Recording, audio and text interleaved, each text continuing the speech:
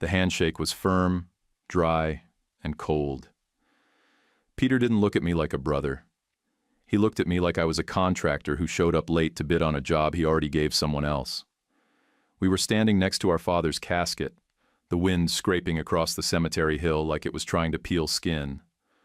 October gray, no sun. The minister said the right things.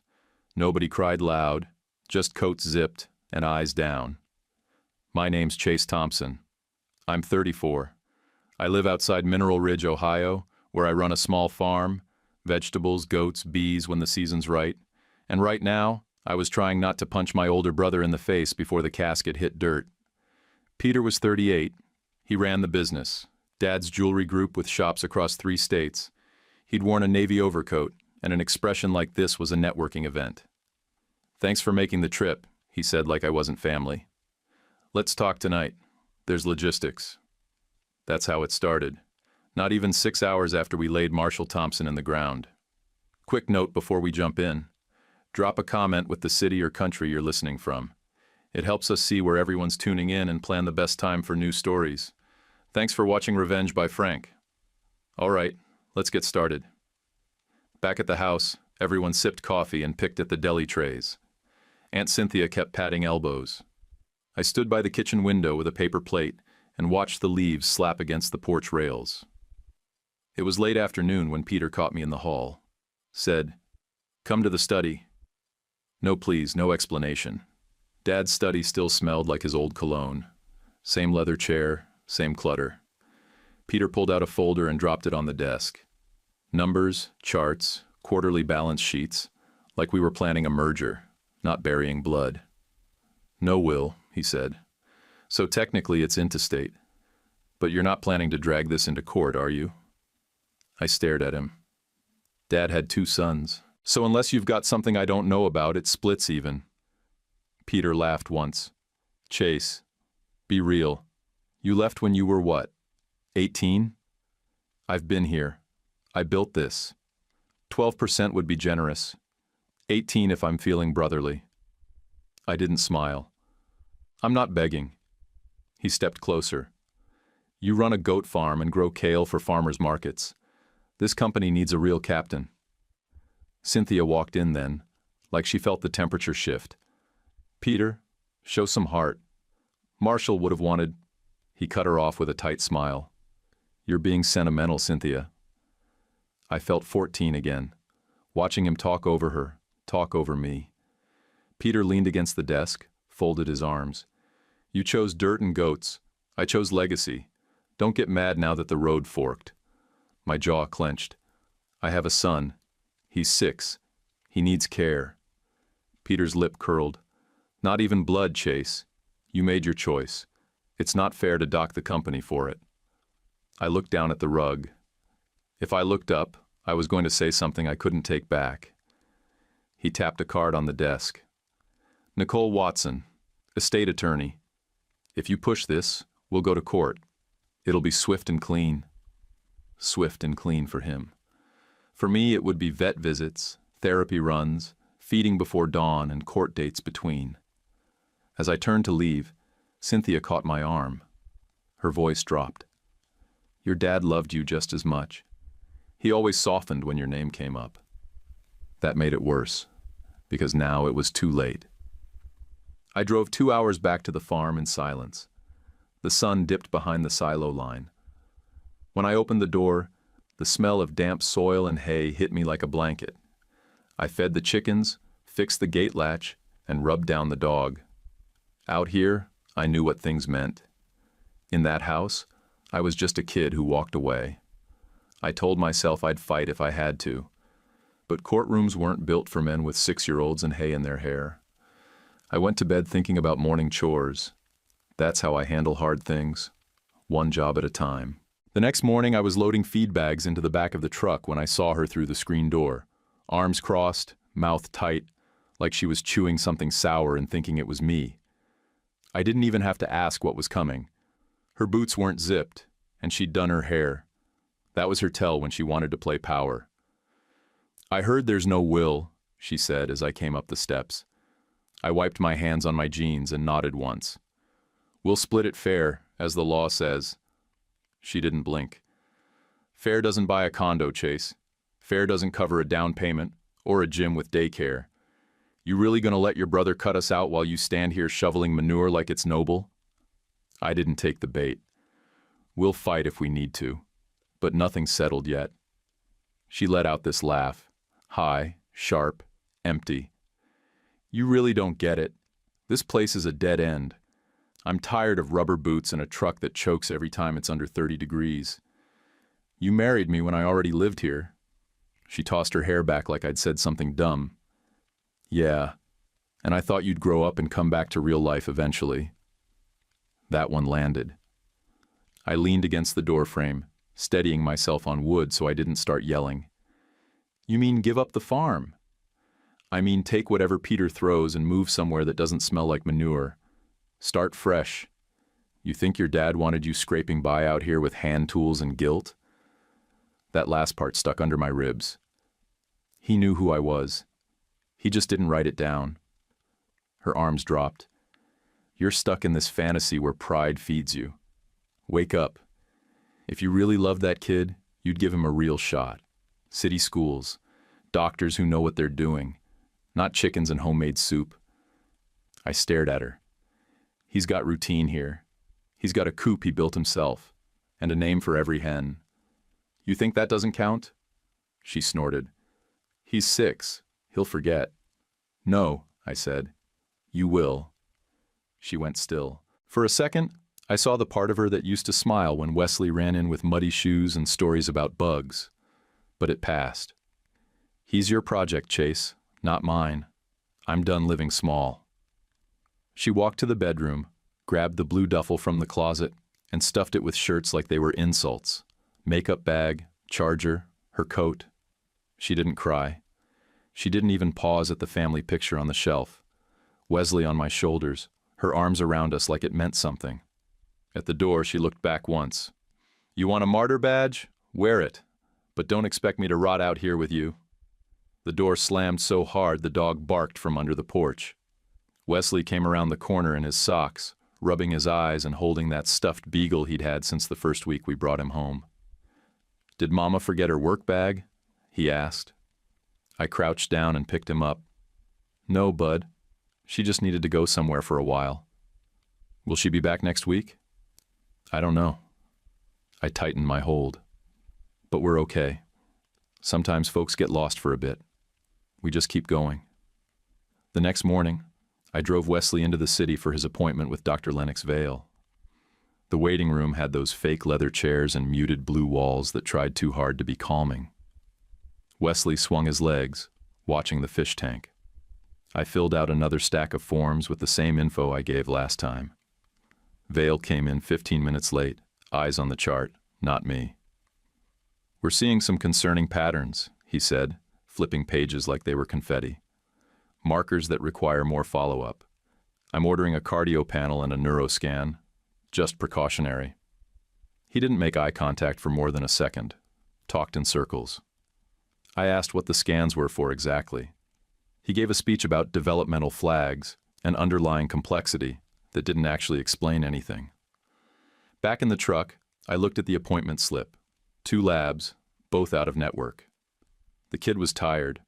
He leaned on the door and drew a tractor on the window fog. I started keeping receipts in a Folgers can on top of the fridge. Co-pays, gas, parking. 11 visits in 9 weeks, not counting the ones he rescheduled for accuracy. I logged it all in a spiral notebook. I may not have a law degree, but I've raised animals long enough to know when a man's milking a cow. Meanwhile, calls started coming in. Private numbers, firm names I didn't recognize. Nicole Watson's assistant left a voicemail about probate positioning and strategic cooperation. I turned the phone face down and went to fix the fence behind the hoop house. That fence didn't lie. It just stood there needing work. That night, I made stew from the last of last year's venison and some canned tomatoes Gwen had helped me put up when she was still learning the jars. I sliced carrots thin so they'd cook fast, threw in bay leaves, and set the pot on low. Wesley sat at the kitchen table with his crayons, drawing the same tractor 3 times, each one with bigger wheels. Want to try the green one? I asked, pointing to the crayon he'd left out. He didn't answer. He just leaned into my arm and stayed there. Didn't say much. Didn't need to. We ate in the quiet. The stew was decent. I let him have 2 pieces of cornbread because he smiled for the first time all day. That's how you measure progress sometimes. With crumbs. I slept light that night, half listening for coyotes and half waiting for headlights that never showed. Wesley tossed once but didn't call out. My brain kept circling court. Probate. Nicole. Peter with his lawyer and his cold smirk. I wasn't looking for a fight, but I wasn't going to fold. I wasn't going to raise this boy to watch me fold just because someone with a bigger office said I should. The morning after Wesley asked if his mom was coming back and I had nothing real to give him, I was hauling buckets to the goat pen when I saw her, standing by the porch rail like she'd grown there overnight, canvas tote on one shoulder, hair pulled back, and a tight-lipped smile like she wasn't sure whether to wave or run. "Are you hiring?" she asked before I could speak. "Cleaning, cooking. I can help with the boy, too. I'm good with kids. I've done this kind of work before." Her voice was steady, but I could tell she'd practiced the words more than once. I set the bucket down. "You got a name?" "Gwen," she said, hitching the tote higher. "Gwen Hale. I'm not trying to overstep. I heard through a neighbor down the road that you might be stretched thin." She didn't say which neighbor, and I didn't ask. I looked her over. Maybe 30. Hard to read eyes. Not dressed fancy, but neat. I didn't have money set aside for house help, but I was running out of hours and energy both. "I can't pay much," I said, "but there's a spare room over the mudroom if you don't mind creaky stairs and a space heater that clicks." Her face changed like I'd offered her a corner suite at the Hilton. "That'd be fine. I don't need much."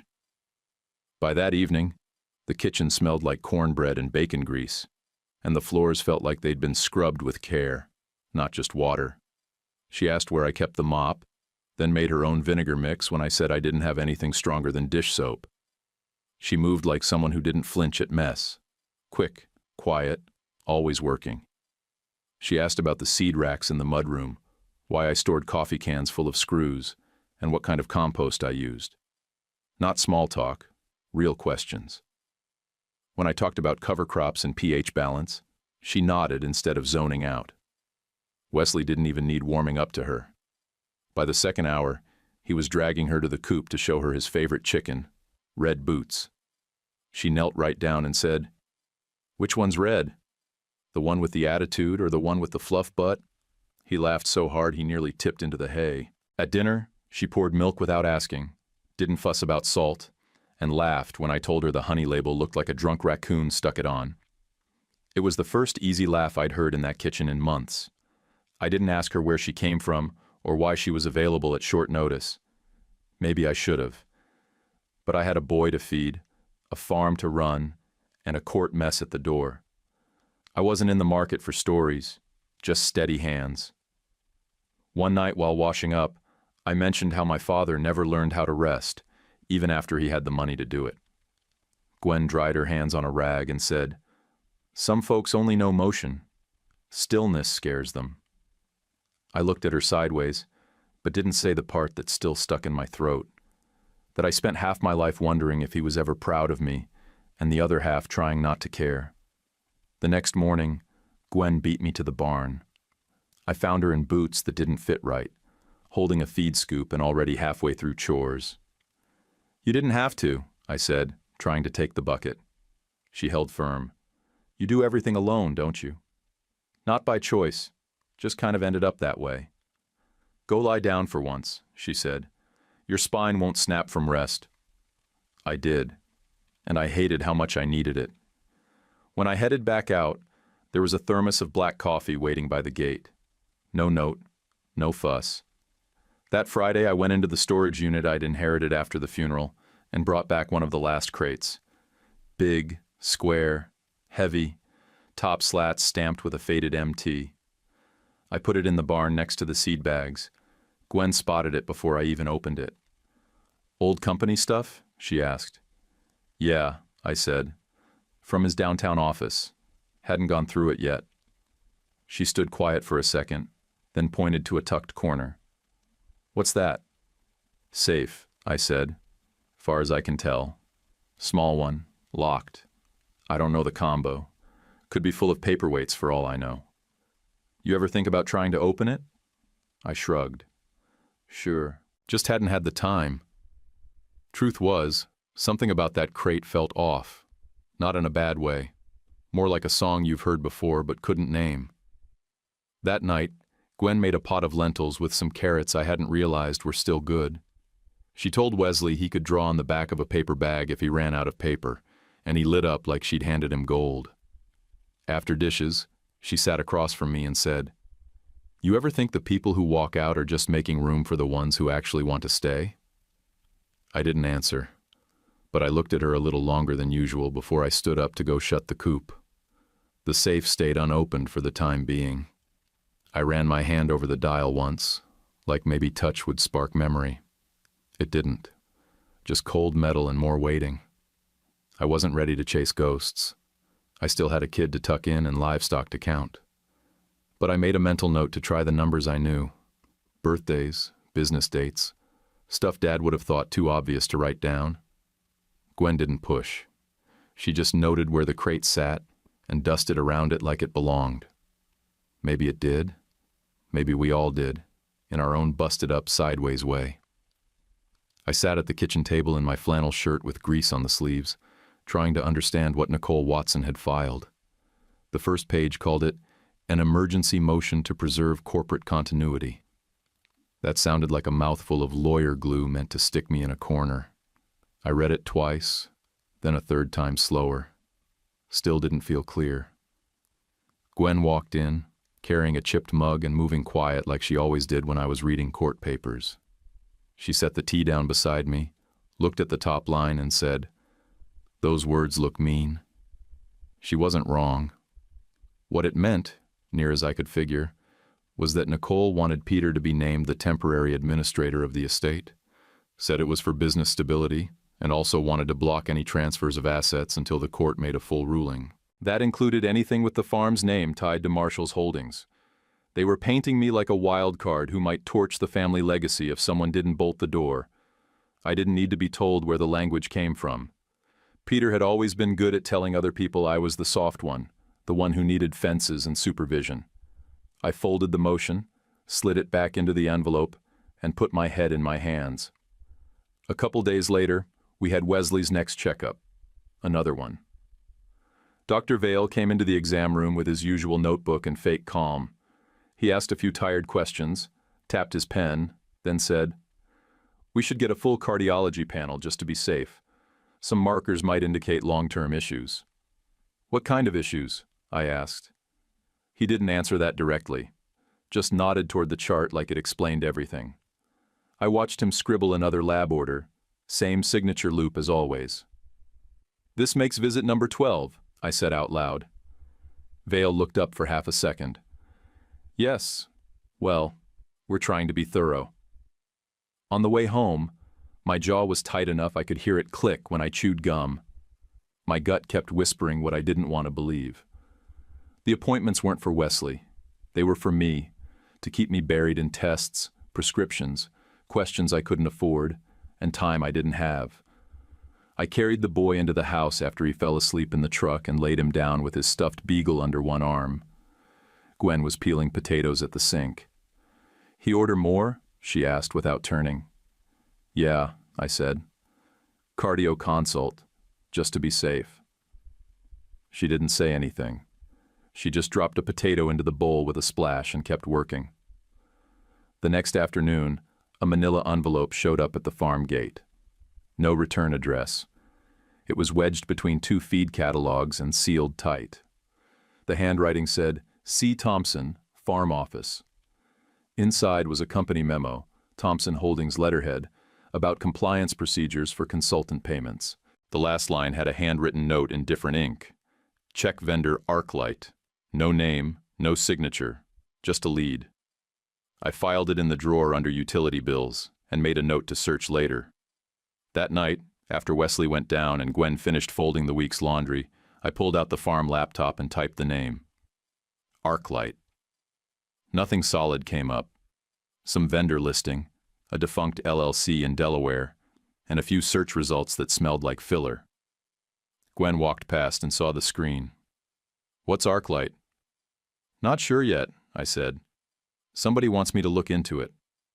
She leaned down to read. "Looks like the kind of thing people hide money through." I nodded and closed the laptop. I wasn't ready to think through what that meant yet. Later that week, I brought the old crate from the barn into the workroom and set it on the bench. I'd noticed something odd about the slats before. One loose edge at the bottom, like someone had jammed a ledger in too hard and warped the wood. I took a flathead and gently pried at the seam until the bottom gave way. Under a thick envelope of business statements was a smaller section, hollowed out like a compartment. Inside, I found a worn jeweler's pouch, and next to it, a small brass key taped to a folded sheet of lined paper. The writing was sharp and angled. Dad's, no question. "If I'm not around, boys, read the letters first." I sat down hard on the workbench stool. My hands were suddenly dumb and slow. The pouch had a waxy smell, old velvet, and inside were 3 envelopes, each dated on a different June over 6 years, addressed to my sons. Nothing fancy, no legal header, just his handwriting, like he'd meant to get around to something and never did. I didn't open them right away. I knew if I read even one, the rest of the night would get away from me. I still had to check the stalls and get water to the goats before it froze over. I put the letters in my coat pocket and headed out to the barn. After Wesley was down and the dog fed, I sat on the back steps with a flashlight and read the first letter. Dad wrote about how he was always harder on Peter because he saw himself in him. He said he'd been softer with me, but not always better. He admitted to missing signs, times I'd pulled away and he hadn't chased me. He wrote that he wished he'd listened more and talked less, said everything he built was for both of us. There wasn't a single number or percentage, just sentences. Direct, almost stiff. But there was something in the phrasing, like maybe the man wasn't as cold as I thought, just unsure how to show it. The brass key didn't fit the crate safe. That surprised me. I stood in the barn thinking through what else it could go to. Then I remembered the old deposit box I'd taken home from the store before we closed it. It sat under the workbench, covered in sawdust. I tried the key. It fit. Inside were vendor receipts, 2 business cards, and a single index card with a number written longhand, 12/22/04. I knew that date. December 22nd, 2004. Dad's style. He never explained, just assumed you'd know what mattered. I went back to the crate, punched the numbers into the small safe dial. The latch gave on the second turn. Inside were more letters. A stack of handwritten notes about the original company values, partners, and one sentence underlined in red. If there's no will, split equal. Fair is simple. No legal terms. But he said it. He wrote it. I stood there holding the note while the barn cat rubbed my leg, and for the first time in weeks, my head went quiet. That line wouldn't win a case by itself, but it gave me something solid to carry. A compass, not a sword. I folded the papers, sealed the crate, and turned out the light. I didn't know anything was wrong until I walked into the kitchen after stacking hay bales and saw a note on the counter in Gwen's careful handwriting saying she'd be back by supper. The coffee pot was still hot, and the sink was half full of dishes, which was unlike her. I stood there a minute, staring at the note, trying to figure out if I'd missed a conversation. Headlights swept across the porch as a state-issued pickup eased up the drive. Gary Holt stepped out, lights off, the door creaking like it didn't want to open. I saw the badge clipped to his vest and felt the ground shift under me, heart kicking like it was ready to bolt. I thought of Wesley first. Always him. "Everything's all right," Gary said, holding his hands out calm. "No one's dead, but a young woman asked me to come find you. She's at Maple Ridge Clinic. Said you'd know what it meant." He paused. "She said she's got something you should hear." I don't remember grabbing my jacket. just that I was in the truck before he finished giving directions. I dropped Wesley off with Mrs. Duffy, 2 farms over. She'd known me since I showed up in a borrowed truck with $50 and a used shovel. She didn't ask questions when she opened the door, just looked at the boy, then at me. "Is this a long one?" she asked, brushing straw off her porch rug. "Could be. I'll be back before midnight unless the road's ice." She leaned down and hugged Wesley like he was hers. "Go handle it, Chase. I'll keep him warm and fed." I kissed the boy's head, thanked her twice, and peeled out down the gravel road before I lost my nerve. Maple Ridge Clinic looked smaller at night, all pale yellow lights and dusty linoleum. Gwen was in room 5, propped up on the exam table in a paper gown and socks too thin for the weather. Her ankle was wrapped, elbow bruised, but she was upright, breathing. Her face went soft when she saw me. "I'm sorry," she said. "I'm sorry." Again, until the words got small and dry in her throat. I pulled the chair close and sat down hard. "Tell me everything." And she did. She said she'd caught the afternoon commuter train to get away from the men who'd paid her. But when a couple of them trailed her car at the stop, she bailed at the next crossing. She twisted her ankle in the gravel and started walking the track bed. A state ranger, Gary Holt, picked her up there and drove her to Maple Ridge Clinic. Peter had hired her. That's where it started. He offered her money to observe me, said he wanted to know how I was positioning myself legally. She'd cleaned offices for the company before, done temp work. So when he dangled real cash and a clean place to sleep, she took it. She said she showed up with a recorder in her tote bag and questions rehearsed. Soft ones about lawyers, documents, the estate, whether I had plans to fight. She tried to plant them gently, afraid I'd catch on. "But then I saw you making waffles with a 6-year-old, she said. "And I saw your boots lined up by the door with his, and I couldn't do it anymore." She shut the recorder off for good after the first week, stopped asking questions and just started helping. Then she told me what she heard outside Peter's office door, the phrases I couldn't shake even after she stopped talking. "Keep him busy. He's fully occupied. Reports airtight. Paper trails are clean." My jaw locked so tight I could feel the tendons twitch.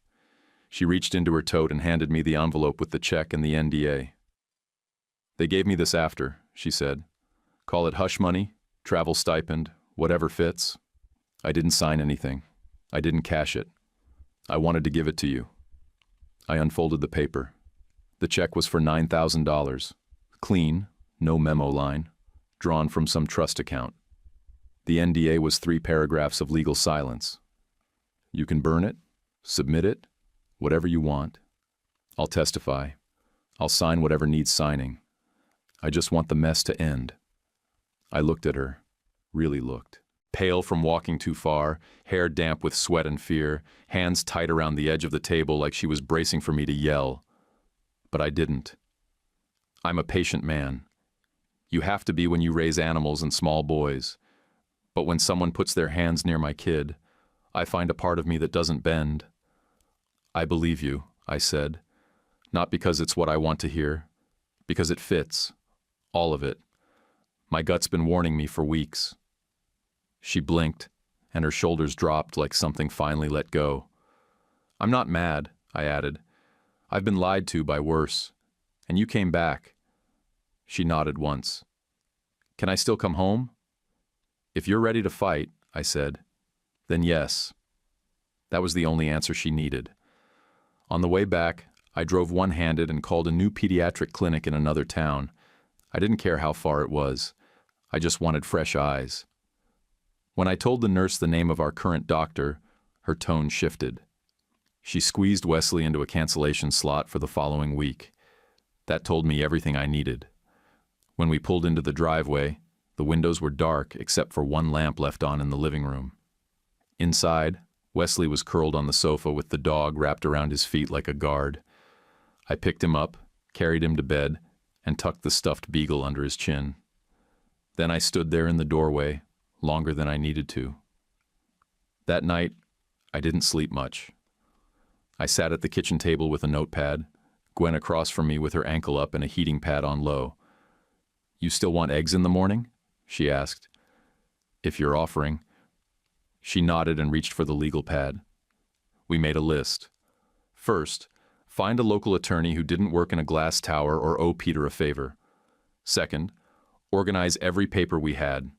Letters from Dad, receipts, that memo about ArcLight. Third, find out what ArcLight actually was and who else had their fingers in it. Gwen said, "Do you think your brother actually knew what the doctor was doing?" "He asked how long they could keep me busy," I said. "He knew enough." I didn't want revenge. I didn't even want Peter's company. I just wanted equal, what was right. And I wanted my son safe. That's not too much to ask. The new pediatrician's name was Dr. Molly Hart. She wore glasses that slid down her nose and had a tone that didn't waste time. She asked Wesley a few questions, ran through his chart, and spent more time listening than talking. After the exam, she looked at me and said, "This kid doesn't need scans. He needs stability, structure, and a decent sleep schedule." "What about the markers?" I asked. She flipped a page. "Mild and not uncommon in growing kids. He needs a diet shift. Cut wheat for now, and some basic physical therapy. Twice a week should do. But I'm not seeing anything here that calls for specialists or surgery." She didn't say Dr. Vale's name. She didn't have to. The file said enough. She offered to write a second opinion letter and said I could request full records be transferred if I planned to file a complaint. "I'm not sure what I'm filing yet," I told her. "But thank you." Wesley jumped off the exam table and ran to the little balance board in the corner of the room. He grinned when he stood on it without wobbling. "Can we build one of these at home?" he asked. "Sure can," I said, and meant it. We left with paperwork in hand and air in my lungs I hadn't felt in months.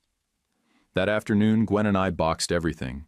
Dad's letters, the ArcLight memo, the NDA, the check, her notes, my appointment log, and a fresh copy of the second opinion, and drove to see a lawyer recommended by our feed store guy. Name was Harold Sutter. His office sat above a barber shop that still had a pole out front. Stairs creaked on the way up, and the whole place smelled like old carpet and burnt coffee. Gwen said it reminded her of her granddad's tax guy. I said that made me like it more. Harold was in his 60s, tie too short, glasses on a cord. When I told him my brother's lawyer was Nicole Watson, he chuckled like that was the punchline to a joke he'd already heard. "She's good," he said, "but good don't mean right." He didn't bother with a welcome speech, just cleared a spot on his cluttered desk and waved us over. "Show me what you've got." We unpacked the folder. Gwen explained what she'd overheard. I added the doctor visits. I gave him the memo with ArcLight underlined and told him about the prepaid call from a stranger. Harold didn't flinch. He took the NDA, unfolded it, then held it up to the window. "Nice paper. Means they're serious." "Serious about shutting her up," I said. "Exactly," he replied, then pointed to my notebook. "You wrote all this down yourself?" "Every date, every test, every bill." He nodded. "Pattern's bad for them. But we need more than feelings. Courts like dots connected, not dots floating." That night, after we got back and Wesley was asleep, I went to the crate and pulled out Marshall's letters again. I hadn't touched them in a few days. I read the second one this time. Dated the summer I left home. He wrote, "You had a way of deciding things too fast, but I admired how you never doubled back once you made a choice." He talked about how Peter understood business and structure, but not people. Said he knew I'd never chase money the way Peter did, and that scared him. The third letter was shorter. "If I don't have the guts to write a will, split the rest equal. Don't let pride ruin what blood built." I read that line 3 times. Then I wrapped all 3 letters in butcher paper and packed them into a new envelope, labeled in block letters for Harold's eyes only. When I brought them into the office the next day, Harold flipped through them slowly, quiet the whole time. Then he said, "This ain't law, but it's moral weight. And judges notice when a man speaks clear, even if he doesn't file the right paperwork." Gwen called Gary Holt the day after, asked if he'd be willing to write down what happened at the train crossing. He didn't say much, just asked how detailed she wanted it. Then he mailed us a 2-page statement, handwritten in block letters, badge number at the bottom, signed clean, no drama, just the facts. That's what made it better. 2 days later, the farm line rang just past lunch. It was a number I didn't know, and I almost let it go, but something in my gut made me pick up. "Chase?" a voice asked, tight and shaky. "Who's this?" "Brendan. Brendan Cole. I sent you that envelope. I'm not supposed to call, but I figured you deserved more." He told me he'd worked in compliance at Thompson Holdings until about 6 months ago. Said ArcLight was a shell vendor used to route consulting payments, some legal, some not so clean. They called it External Strategic Medical Input. But it was cover, he said. There's invoices that match up with Vail's visits and patient files. You won't find those on public records, but I can tell you what to look for. I didn't say much, just let him talk. Check the state's disclosure database, the one for continuing medical education and external speaking income. Vail listed ArcLight there. It's legal, but if he didn't tell you, that's a conflict. Then he hung up. No goodbye, just static. That night, Gwen and I dug through the State Medical Board's disclosure site. Buried in a PDF from the last year, we found Dr. Vail's filings. There it was, ArcLight Medical Consulting, listed under speaking fees and travel reimbursement. It wasn't illegal, not by itself, but the fact he'd never mentioned it, never disclosed that the same vendor writing checks to him was connected to my brother's company. It painted a picture, not fraud, but conflict, and one that made his aggressive care pattern start to stink. Harold agreed. He drafted a motion to compel documents from both Vail and Peter's company, also filed a notice of deposition for the doctor and a supplemental statement of potential interference. He asked Gwen to prepare a signed affidavit. We attached the check, the NDA, and her full account. Then Harold leaned back, folded his hands, and said, "Nicole's going to come hard. You ready for that?" "I'm not folding," I said. "I'm just holding my line." That weekend, I fixed a busted fence post on the back field. As I tamped the dirt down, I thought about Marshall. He didn't write a will because he believed we'd figure it out. Thought the name Thompson meant something unspoken but binding. He was wrong. But I didn't hate him for it. I decided I'd honor him the only way I knew how, by showing up, staying grounded, and letting the truth walk in on its own legs. Not with shouting, not with fists, just with facts. Court started at 9 sharp. Not 9:05, not just a few minutes. You could tell right away Judge Henderson didn't care for wasted time or noise. No robe rustling, no throat clearing. Just a knock of the gavel, a glance at the docket, and the words, "Let's proceed." The courtroom smelled like old paper and cold air. I wore clean jeans, a plain jacket, and boots I'd scrubbed the night before with vinegar and stubbornness. Gwen brushed a hand over my shoulder on the way in. Harold Sutter looked like himself, tie off center, eyes sharp. Nicole Watson came in with a folder full of aggression and a suit that looked like it could cut marble. Peter followed behind her with a look that said he already knew how this would end. The only question for him was how loud I'd lose. He took his seat without looking at me. Nicole opened for their side. Her voice was clean, fast, and practiced. She painted Peter as the natural steward of the company, said the business had been his since he was 16, called me a long-estranged sibling with no corporate ties and no relevant experience. She used the word destabilizing twice, said the emergency motion was not about exclusion, but about protection. I almost laughed. I didn't look at Peter. I watched the judge, who never once blinked too long. When Harold stood up, he didn't adjust his tie or clear his throat. He just nodded once and said, "Interstate law in this state is clear. 2 sons, no will, equal split." He paused long enough to let it land. Unless the other side can prove fraud or present a legal document, the law does not bend for preference or personality. He let that sit a beat longer, then shifted his tone. "However," he added, We are also presenting limited evidence of possible interference, acts taken by one party to delay or obstruct the other's access to resources and time. He requested to call Gwen Hale to the stand. Gwen stood slowly, ankle still wrapped, black dress simple. Her voice didn't wobble once. She told the court that she was hired by Peter to gather information. She admitted to spying. She didn't try to dodge it.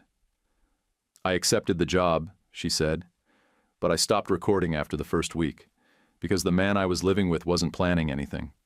He was just trying to raise a boy.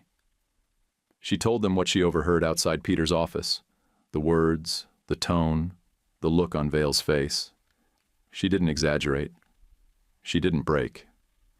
When Nicole leaned in and asked if she'd fabricated any of it, Gwen calmly asked if she could read the bank check aloud.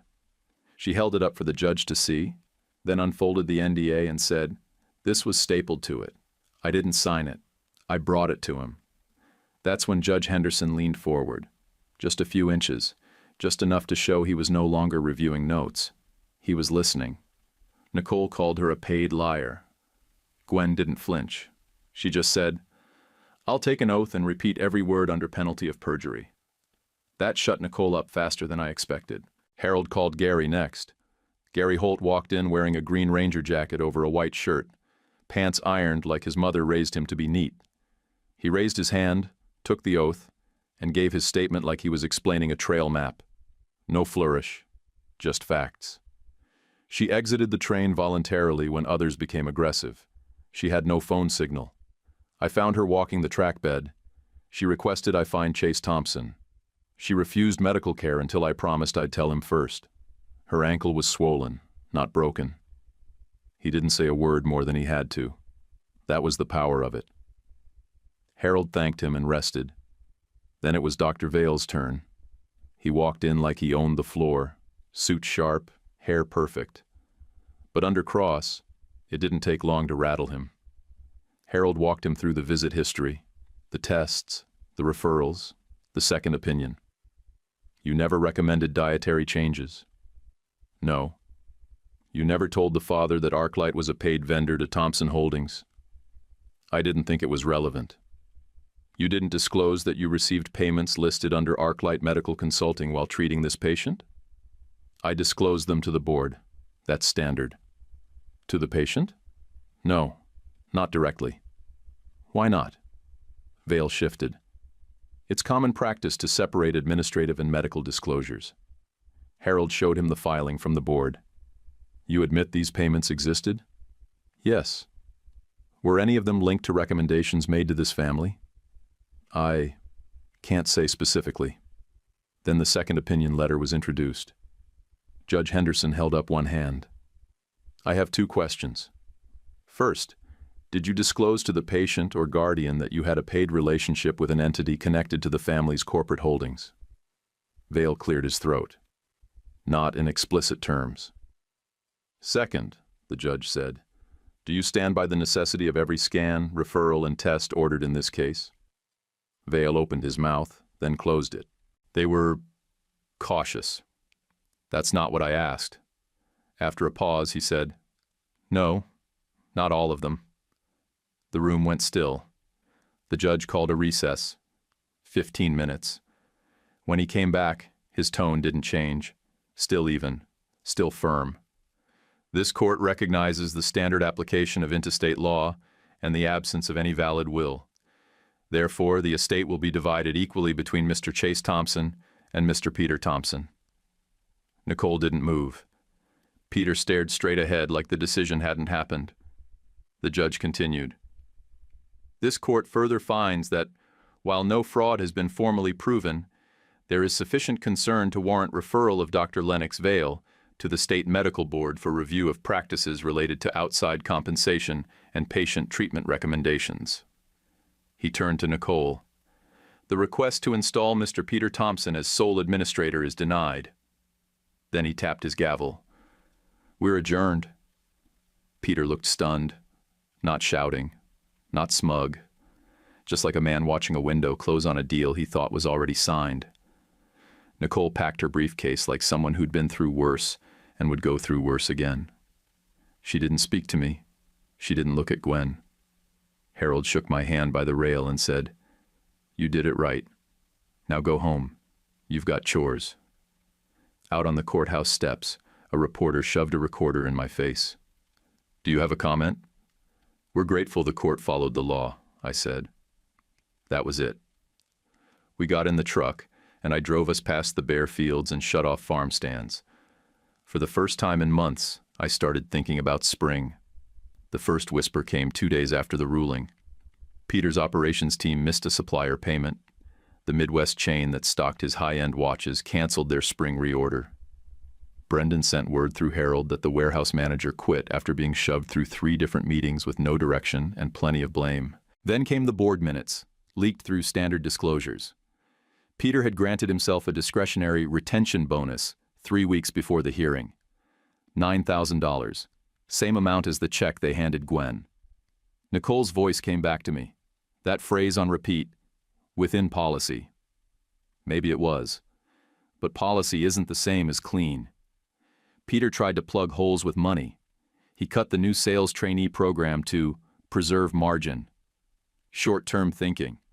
It bought him a month of room to maneuver and quarter of resentment. By early spring, his senior team started shopping around. I never asked Brendan for updates. They came anyway. I didn't gloat. I don't have that muscle. I fed the calves. I laid drip line across the new row beds.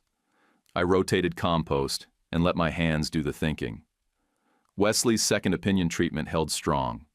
He got excited about his strong steps chart, marked his stretches with stickers, and reminded me every morning to bend with him before chores. The kid moved like he believed he could trust his body again. That was all I needed to see. One quiet Sunday, we pulled Marshall's letters from the safe and read them around the kitchen table. Just me, Gwen, and Wesley. Gwen read slow, voice soft, until the words got caught in her throat. She wiped her face with the back of her hand like my Aunt Beth used to when she didn't want anyone to make a big deal about tears. Wesley didn't ask questions. He just held the last page like it was a map. We put the letters in the new fireproof safe and locked it. I didn't label the folder. Some things you just remember. I married Gwen in May under the big maple by the old well. 37 neighbors came, most of them bringing pie or folding chairs. My cousin brought a guitar and played until dusk. We didn't write fancy vows, just promised what we'd already been doing, showing up, holding steady, keeping it honest. Wesley walked across the grass with a crown of dandelions and tucked them into Gwen's hair without asking. Halfway through the cake, he called her Mom, like it had always been true. Nobody corrected him. Nobody needed to. Tiffany came back in July. She pulled into the drive in a rental car too clean for farm dust and stepped out in a city dress that didn't belong on gravel. She said she missed the air out here. She said the city wasn't what she thought. Said she missed us. She tried to walk past me like she used to. I put one hand on the doorframe and didn't move. "You can't just step back into a chapter you walked out of," I said. "I just want to talk to him," she said. I nodded once and called for Wesley. He came in from the yard, hands dirty, face sun-warmed. He looked at her, then at me. She said, "Wes, it's Mama." He shook his head. "My mom is Gwen," he said, voice quiet but clear. Then he walked to the sink to wash his hands for supper. Tiffany stood on the stoop a minute longer, long enough for the bugs to find her legs. Then she got back in the car and drove off without slamming the door.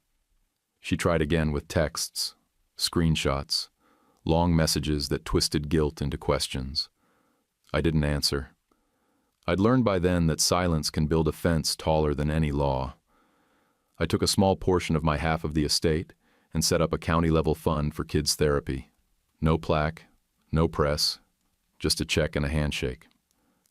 I asked Gary Holt to point me to folks who'd know where it was most needed.